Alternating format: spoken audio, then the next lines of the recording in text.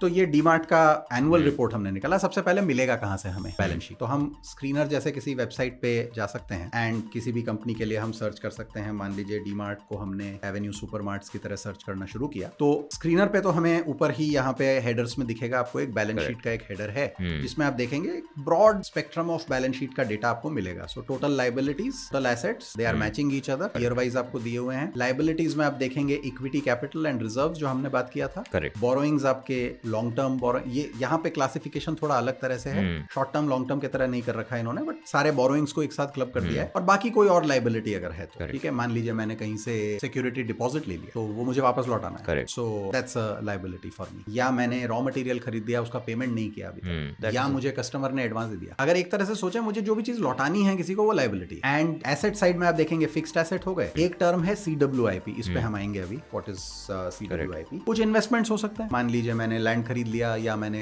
Mutual fund ही खरीद लिया, तो अलग अलग तरह के इन्वेस्टमेंट्स हो सकते हैं। मैंने किसी और कंपनी में स्टेक खरीद लिया तो वो भी एक इन्वेस्टमेंट के फॉर्म में आ सकता है। अच्छा, स्टेक खरीदते समय थोड़ा सा न्यूएंस है कि अगर मैंने 50% से ज्यादा स्टेक खरीद लिया तो वो मेरी सब्सिडरी बन जाएगी। इस केस में उसका पूरा नंबर सीधा आ जाएगा, वो इन्वेस्टमेंट की तरह नहीं दिखेगा। पर मान लीजिए मैंने 5% स्टेक खरीदा किसी कंपनी में, तो वो एज एन इन्वेस्टमेंट मुझे दिखेगा। फिर मैं जा सकता हूँ देखने कि मैं डॉक्यूमेंट्स पे गया और मैंने एनुअल रिपोर्ट को क्लिक कर दिया।